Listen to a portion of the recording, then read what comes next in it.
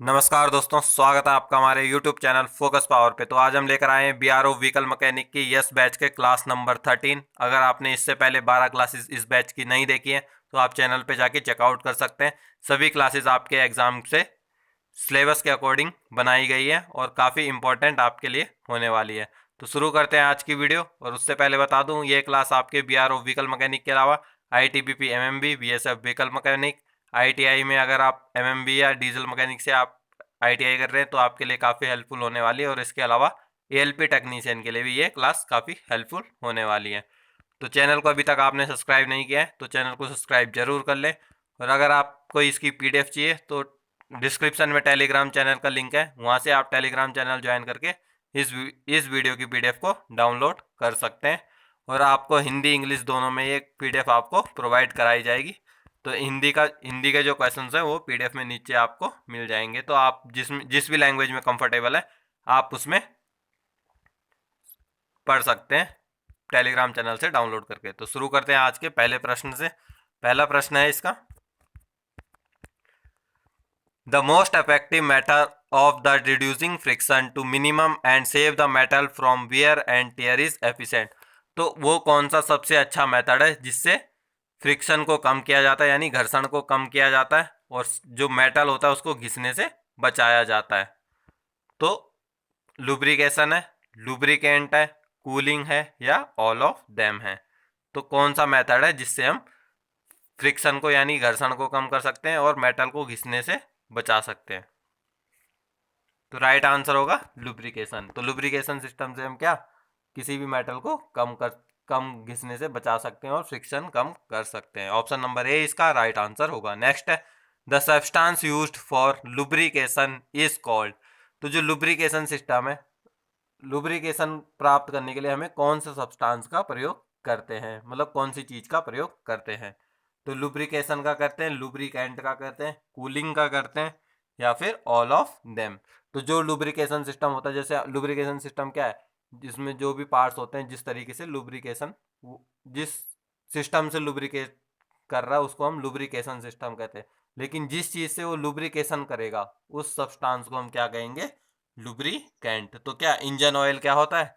Lubricant होता है। Greece क्या होता है? लुब्रिकेंट होता है। तो ये सभी क्या लुब्रिकेंट होते हैं। और बाकी ये जो जिस सिस्टम के अंडर काम करते हैं उसे हम लुब्रिकेशन सिस्टम कहते हैं।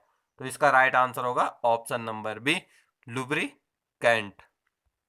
नेक्स्ट है, which type of lubricant is employed where slow gear and heavy pressure exist. तो कौन से टाइप का लुब्रिकेंट का प्रयोग किया जाता है जहां पर स्लो स्पीड में हो और हैवी प्रेशर एग्जिस्ट करता हो? तो वहां पे किस तरीके के किस प्रकार का लुब्रिकेंट का प्रयोग करते हैं? तो ऑयल का करेंगे, ग्रीस का करेंगे, सॉलिड का करेंगे या इन सभी का करेंगे? तो राइट आंसर होगा इसका ऑप्शन नंबर बी, ग्रीस। तो ग्रीस का प्रयोग करेंगे जहां पे स्लो स्पीड होगी और हाई प्रेशर एग्जिस्ट करता होगा, वहां पे हम क्या ग्रीस का प्रयोग करते हैं। तो ऑप्शन नंबर बी इसका राइट आंसर होगा। नेक्स्ट है, which type of lubricant uses where oil film can not be maintained because pressure and temperature. तो वहां ऐसी जगह पे जहां पे हम ऑयल फिल्म नहीं बन मेंटेन नहीं कर पाते, यानी ऑयल फिल्म नहीं बना पाते हैं क्योंकि प्रेशर और टेम्परेचर वहाँ का ज़्यादा रहता है। तो ऐसी जगह पे हम किस प्रकार के लुब्रिकेंट का प्रयोग करते हैं? तो यही बेसिकली क्वेश्चन में पूछा गया है। तो ऑयल का करेंगे, ग्रीस का करेंगे या फिर सॉलिड का करेंगे? तो किसका करेंगे? यहाँ पे सॉलिड का करेंगे। इसमें जैसे आता है, जैसे हमने कैरम में यूज करते हैं पाउडर, कौन सा पाउडर होता है? बोरिक पाउडर होता है, ऐसी कुछ होता है, अभी ध्यान नहीं आ रहा। जो पाउडर करते हैं वो क्या है? ठोस लुब्रिकेंट में आता है। किसमें? सॉलिड लुब्रिकेंट में। और क्या होता है? ग्रेफाइड। ग्रेफाइड ये क्या हो गए? ये सब सॉलिड लुब्रिकेंट में आते हैं। तो जहाँ पे क्या प्रेशर और टेम्परेचर मेंटेन के कारण ऑयल फिल्म मेंटेन नहीं हो पाती, वहां पे हम सॉलिड लुब्रिकेंट का प्रयोग करते हैं। नेक्स्ट है, विच इज मेजर और degree of fluidity of a liquid. तो चार ऑप्शन दिए गए, इनमें से कौन माप करता है, मेजर करता है किसी भी लिक्विड की फ्लूइडिटी को? तो ऑयलीनेस करता है, पुअर पॉइंट करता है, फ्रीज पॉइंट करता है या फिर विस्कोसिटी करता है? तो लिक्विड की मेजरमेंट किसके द्वारा होती है? तो विस्कोसिटी के द्वारा होती है। तो विस्कोसिटी में क्या होता है, जो डेफिनेशन होती है विस्कोसिटी की वो क्या होती है, किसी भी तरल के जो बहने का प्रतिरोध करता है वो गुण विस्कोसिटी कहलाता है। तो यानी कि जितना ज़्यादा तेल गाढ़ा होगा उसकी उतनी ज़्यादा विस्कोसिटी ज़्यादा होती है। तो ये आप नोट कर सकते हैं। ऑप्शन नंबर 4 इसका राइट आंसर होगा। नेक्स्ट है, in which lubrication system oil pump is used. तो किस लुब्रिकेशन सिस्टम में ऑयल पंप का प्रयोग किया जाता है। तो पेट्रोल में किया जाता है, प्रेशर में टाइप में किया जाता है, ड्राई सम्प टाइप में किया जाता है, या ऑल ऑफ देम, सब इन सभी में किया जाता है। तो राइट आंसर होगा इसका option number B, pressure type oil pump. अगर यहाँ पे ये ऑल ऑफ देम की जगह बी एंड सी बोथ लिखा रहता है तब आपका ये वाला आंसर आपका सही हो सकता था, क्योंकि ड्राई सम टाइप में भी पंप यूज होता है। लेकिन ये अभी इन ऑप्शंस के अकॉर्डिंग आपका राइट आंसर होगा pressure type, option number B इसका राइट आंसर होगा। नेक्स्ट है, in which system does not filter all the oil that enters the engine bearing. तो कौन से टाइप, जो निम्नलिखित में से कौन सा टाइप का सिस्टम है जिसमें सारा तेल फिल्टर के पास नहीं जाता है, इंजन बेरिंग के पास जाता है, यानी कि पूरा तेल फिल्टर होके नहीं जाता है। तो किसमें, बाईपास फ्लो में। तो बाईपास फ्लो में क्या होता है, सारा तेल फिल्टर होके नहीं जाता है इंजन बेरिंग में, या इंजन की जो भी ऑयल गैलरी होती है तो उसमें बाईपास फ्लो वाले में नहीं जाता है। तो ऑप्शन नंबर बी इसका राइट आंसर होगा। नेक्स्ट है, to keep the engine at normal working temperature is called. तो अगर हमें इंजन को नॉर्मल वर्किंग टेम्परेचर में रखना है तो उसमें उसे किसकी ज़रूरत होगी। तो कौन से सिस्टम की ज़रूरत होगी नॉर्मल टेम्परेचर में रखने को, इंजन को ऑपरेटिंग टेम्परेचर में रखने के लिए, कूलिंग सिस्टम की, लुब्रिकेशन सिस्टम की, फ्यूल सिस्टम की, या फिर ऑल ऑफ देम। तो राइट आंसर होगा इसका कूलिंग सिस्टम। तो कूलिंग सिस्टम से क्या होगा, जो इंजन का टेम्परेचर होगा वो ऑपरेटिंग टेम्परेचर में बना रहेगा। नेक्स्ट है, fins are used in which cooling system. तो फिन्स का प्रयोग कौन से कूलिंग सिस्टम में किया जाता है। तो एयर कूलिंग में किया जाता है, प्रेशर कूलिंग में किया जाता है, या थर्मोसाइफन कूलिंग में किया जाता है, या ऑल ऑफ देम। तो कौन से टाइप के कूलिंग सिस्टम में फिन्स का प्रयोग किया जाता है। तो किस में किया जाता है, एयर टाइप कूलिंग सिस्टम में फिन्स का प्रयोग किया जाता है, जिसमें क्या सिलेंडर हेड में फिन्स कटे होते हैं जिससे हवा टकरा के इंजन ठंडा होता है। तो फिन्स का प्रयोग कहाँ करते हैं हम, एयर कूलिंग सिस्टम में। नेक्स्ट है, which type water pump are using in passenger car cooling system. तो जो पैसेंजर कार की कूलिंग सिस्टम है उसमें कौन से प्रकार का वाटर पंप का हम प्रयोग करते हैं। तो गियर टाइप का करते हैं, सेंट्रीफ्यूगल टाइप का करते हैं, प्लंजर टाइप का करते हैं, या फिर इलेक्ट्रिकल टाइप का करते हैं। अगर आपको आंसर देना तो आप कमेंट में भी आंसर दे सकते हैं। तो राइट आंसर होगा इसका option number B, centrifugal fourth. तो क्या सेंट्रीफ्यूगल टाइप का पंप प्रयोग करते हैं पैसेंजर कार की कूलिंग सिस्टम में। नेक्स्ट है, pressure cap in cooling system is used to. तो प्रेशर कैप में, कूलिंग सिस्टम में प्रेशर कैप किस लिए प्रयोग की जाती है।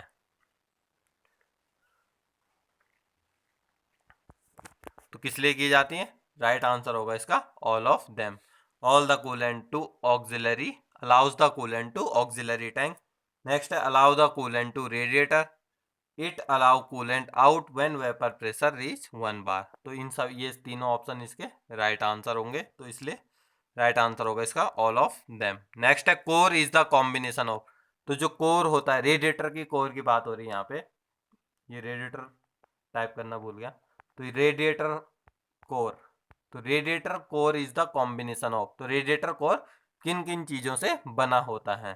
तो किस चीज़ से बना होता है, ऑप्शंस है, अपर होज एंड लोअर होज से बना रहता है, अपर टैंक और लोअर टैंक से बना रहता है, वाटर पंप और फैन से बना रहता है, या फिन्स एंड पाइप से बना रहता है। तो रेडिएटर कोर किससे बनी होती है। तो राइट आंसर होगा इसका option number D, fins and pipe. तो फिन्स और पाइप को मिला के क्या बनता है, रेडिएटर कोर बनती है। नेक्स्ट है, radiator core is made of in latest car. तो जो लेटेस्ट कार है उनमें रेडिएटर कोर कौन सी धातु की बनी होती है। तो एल्यूमिनियम, कास्ट आयरन, ब्रास, या फिर कॉपर। तो किसकी बनी होती है, एल्यूमिनियम की बनी रहती है। नेक्स्ट है, which device allows the water to radiator upper hose when water temperature reaches at 90 degree. तो कौन सा भाग है, या कौन सा डिवाइस है जो क्या रेडिएटर के अपर होज में पानी को खोल देता है जब उसका टेम्परेचर 90 डिग्री से ऊपर हो जाता है या 90 डिग्री हो जाता है। तो रीड वाल्व है, थर्मोस्टेट वाल्व है, प्रेशर रिलीफ वाल्व है, या फिर ऑल ऑफ देम। तो राइट आंसर होगा इसका option number B, thermostat valve. तो थर्मोस्टेट वाल्व काम क्या करता है, जब भी क्या कूलेंट का या फिर जो वाटर है उसका टेम्परेचर 90 डिग्री से ऊपर हो जाता है तो थर्मोस्टेट वाल्व खुल जाता है और जो आउटलेट होता है इंजन का, जो गर्म कूलेंट होता है वो कहाँ रेडिएटर में चले जाता है अपर हॉज के थ्रू। नेक्स्ट है, which type plugs are use to close the passage in cylinder head and block. तो कौन से टाइप के प्लग का प्रयोग किया जाता है सिलेंडर हेड और सिलेंडर ब्लॉक के पैसेज को बंद करने के लिए। तो कौन से टाइप का प्लग का प्रयोग किया जाता है सिलेंडर ब्लॉक और सिलेंडर हेड के पैसेज को बंद करने के लिए। तो आता है फ्रीज प्लग का किया जाता है, या डमी प्लग का किया जाता है, या बेंजो बोल्ट का यूज किया जाता है। तो राइट आंसर होगा इसका फ्रीज प्लग। तो फ्रीज प्लग का क्या काम किया जाता है, जो भी अगर उसमें ब्लॉक करना है किसी भी जगह से, सिलेंडर हेड हो या ब्लॉक हो, सिलेंडर ब्लॉक हो, तो वहां पे क्या करते हैं, फ्रीज प्लग यूज करते हैं। ऑप्शन नंबर बी इसका राइट आंसर होगा। नेक्स्ट है, for high boiling point for coolant which chemical is added. तो कूलेंट का जो अगर हाई बॉइलिंग पॉइंट बढ़ाना है, यानी जो बॉइलिंग पॉइंट है उसको बढ़ाना है, तो उसके लिए क्या चीज मिलानी होती है कूलेंट में। तो इथाइल ग्लाइकोल, सल्फ्यूरिक एसिड को, डिस्टिल्ड वाटर को, या फिर सल्फर को। तो किसको मिलाया जाता है कूलेंट के बॉइलिंग पॉइंट को बढ़ाने के लिए। तो राइट आंसर होगा इसका option number A, ethylene glycol is right answer. तो एथिलीन ग्लाइकोल को मिलाया जाता है कूलेंट में। नेक्स्ट है, sulphuric acid and distilled mixture is called as. तो जो सल्फ्यूरिक एसिड होता है और डिस्टिल्ड मिक्सचर होता है उनको मिला के क्या बनता है। तो इलेक्ट्रोलाइट बनता है, कोर बनता है, या स्टोइचोमेट्रिक रेशियो बनता है, या ऑक्टेन नंबर। तो क्या क्या चीज़ कहते हैं हम उसको जब हम सल्फ्यूरिक एसिड और डिस्टिल्ड वाटर को मिलाते हैं, तो उसको उस मिक्सचर को हम क्या कहते हैं, किस नाम से जानते हैं। तो राइट आंसर होगा इलेक्ट्रोलाइट। तो हमेशा याद रखें बैटरी में जो वाटर होता है वो क्या, उसे हम क्या कहते हैं, इलेक्ट्रोलाइट कहते हैं। और वो किस किस का मिक्सचर होता है, सल्फ्यूरिक एसिड और डिस्टिल वाटर का मिक्सचर होता है, डिस्टिल वाटर का। नेक्स्ट है, fully charge battery voltage is. तो जो फुल चार्ज बैटरी होता है उसका वोल्टेज कितना होगा। तो 12.4, 10.6, 14.4, 16.6। तो फुल चार्ज जो बैटरी होती है उसका जो क्या होता है 12.6 होता है, पर जो ऑप्शन दिए गए ऑप्शन में सबसे करीब यही है 12.4। तो इसका राइट आंसर होगा 12.4। लेकिन ये जो ऑप्शन नंबर सी है 14.4 वोल्ट, तो कभी कभी ये भी आपका राइट आंसर हो सकता है, लेकिन उसमें कंडीशन ये होगी जब बैटरी गाड़ी में लगी हो, इंजन स्टार्ट हो, तो उस टाइम अगर हम मल्टीमीटर से नापेंगे और बैटरी फुल चार्ज है तो उस टाइम पे यहाँ तक आपका फुली चार्ज बैटरी का वोल्टेज 14.44 वोल्ट भी दिखा सकता है। पर अभी लेकिन नॉर्मली जो क्वेश्चंस की लैंग्वेज है उसके अकॉर्डिंग आपका ये 12.4 ही राइट आंसर होने वाला है। नेक्स्ट है, in lead acid battery the positive plate colour is. तो जो लेड एसिड बैटरी की पॉजिटिव प्लेट होती है वो कौन से कलर की होती है, ब्राउन की होती है, ग्रे कलर की होती है, ब्लैक की होती है, या ब्लू कलर की होती है। तो राइट आंसर होगा कौन सी, जो पॉजिटिव प्लेट होती है वो डार्क ब्राउन कलर की होती है। तो ऑप्शन नंबर ए इसका राइट आंसर होगा। नेक्स्ट, अगर सेम क्वेश्चन नेगेटिव प्लेट के लिए पूछेगा तो नेगेटिव प्लेट होती है ग्रे कलर की। तो जब चार्ज होगी, जब चार्ज हो रहती है तो तब लेड एसिड बैटरी की नेगेटिव प्लेट किसकी रहती है, ग्रे कलर की रहेगी। अगर डिस्चार्ज होगी तो तब क्या वाइट कलर की हो जाती है। तो ये आपको ध्यान रखना है। 3 क्वेश्चन यहाँ से आपको कवर हो चुके हैं एक ही क्वेश्चन से। नेक्स्ट है, which plate is more in the battery. तो कौन सी प्लेटों की संख्या ज़्यादा होती है बैटरी में। तो पॉजिटिव प्लेट की होती है, नेगेटिव प्लेट की होती है, या दोनों की होती है, ए बी, या इनमें से किसी की नहीं होती है, दोनों बराबर ही होती हैं। तो राइट आंसर है आपको इस जो पिछला प्रीवियस ईयर डिस्कस करा था हमने उसमें भी इसी प्रकार का क्वेश्चन आया था, लेकिन थोड़ा चेंजेस आया था। उसमें पूछा गया था कि नेगेटिव प्लेट की संख्या कितनी होती है, तो उसी से रिलेट वहाँ पे भी मैंने ये चीज़ एक्सप्लेन कर दी थी।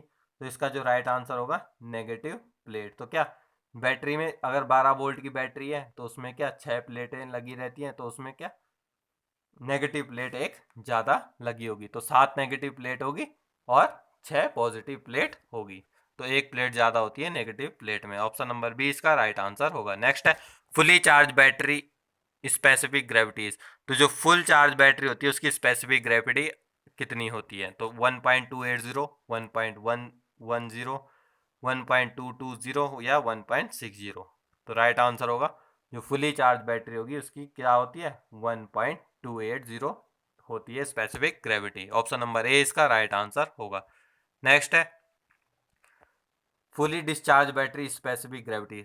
तो जो फुल डिस्चार्ज बैटरी होती है उसकी स्पेसिफिक ग्रेविटी कितनी होती है? तो उसकी होती है 1.110। तो ऑप्शन नंबर बी इसका राइट आंसर होगा। नेक्स्ट है plates are connected in the batteries.